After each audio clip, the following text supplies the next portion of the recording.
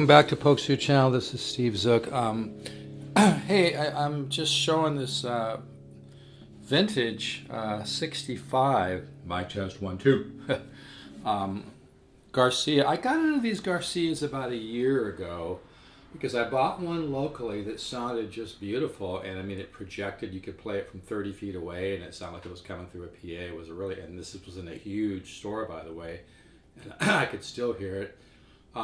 I kind of call these Garcia guitars, if you can find a good one, kind of the FG 180 of nylon strings. Some of them really have a sound, and I kind of went a little crazy and bought 4 or 5 of them just because I wanted to experiment.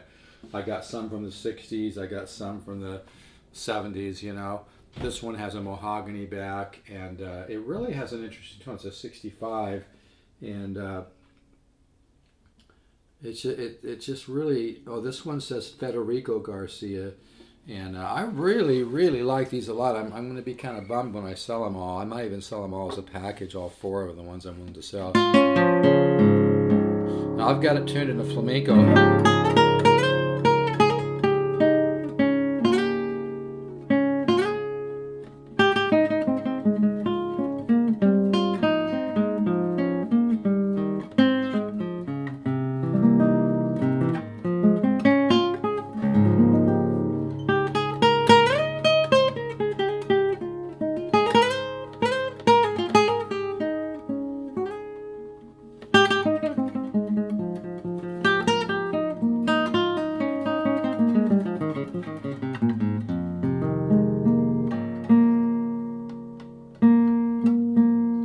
Anyway, I'm asking $5.99 OBO. There's some wiggle room on this, but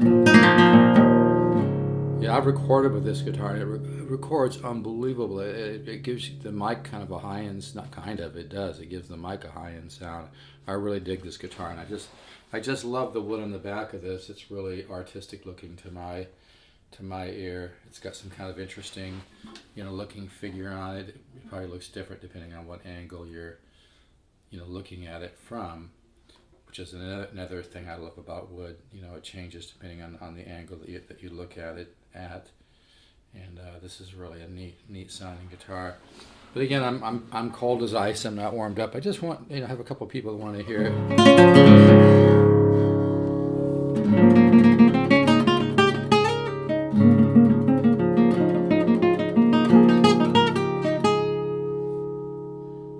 This is one of the hardest chords I know on nylon, but it resolves nicely to that.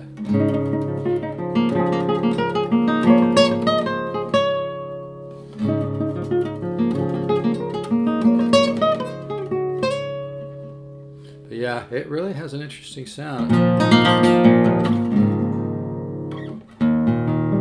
Beautiful mids and mid bass.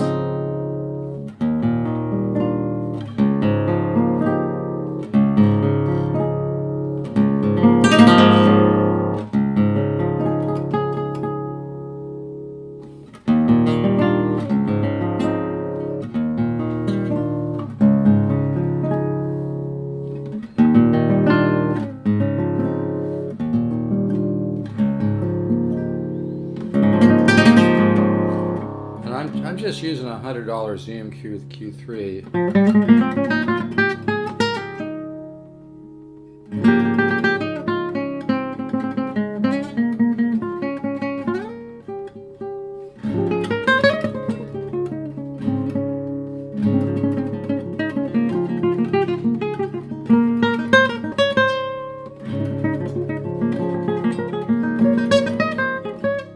Anyway, this is a 1965 Federico Garcia. I freaking love it. I love guitars that have a very musical sound that aren't expensive. And it's probably not an all solid wood guitar, but that doesn't really matter because the wood comes from all over the world with these. And then they're made in Japan, and the Japanese know a lot of secrets to making guitars. And there's a lot of luthiers that make really expensive guitars, like double-topped classicals, where they combine layers of wood, kind of like a laminate approach. But there's a lot more to guitar making than just solid versus laminate. There's lots of shades of gray in there. Isn't that a Joe Bonamassa album? But These have some real tone. I've owned a lot of nylon strings, including some really pricey ones.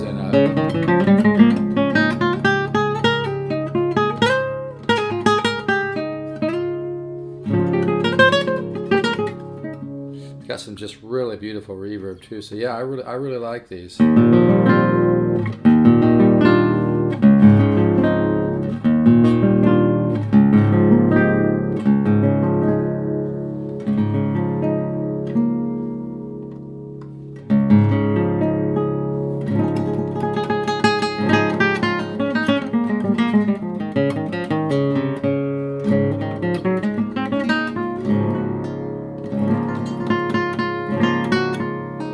Anyway, Federico Garcia, 1965, really a nice guitar. I really would prefer to keep all my Garcias. That's how much I like them, and that's not just sales bullshit or trying to sound like I love it when I don't. I really do love these.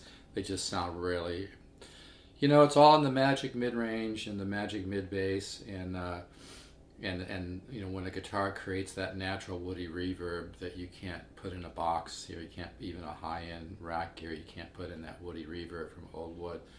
But the Japanese know a lot of secrets to making guitars, and it comes out in these older Garcias and Federico Garcias. I think I have two of the Federico Garcias, but I might entertain offers on all four of my guitars. These, like I said, I'm really going to miss them, but this is really a nice guitar. It's got some unevenness on the top, which is pretty common with older vintage guitars. You know, the body kind of goes down a little bit here, it kind of goes up a little here. That's very, very common. It didn't scare me off from buying it because the sound was just so beautiful, and it's nothing that has to really be addressed. It's just the wood just shifts over time. I've had guitars I've sold for $7 grand do that. Okay, I'm getting a call. I gotta go.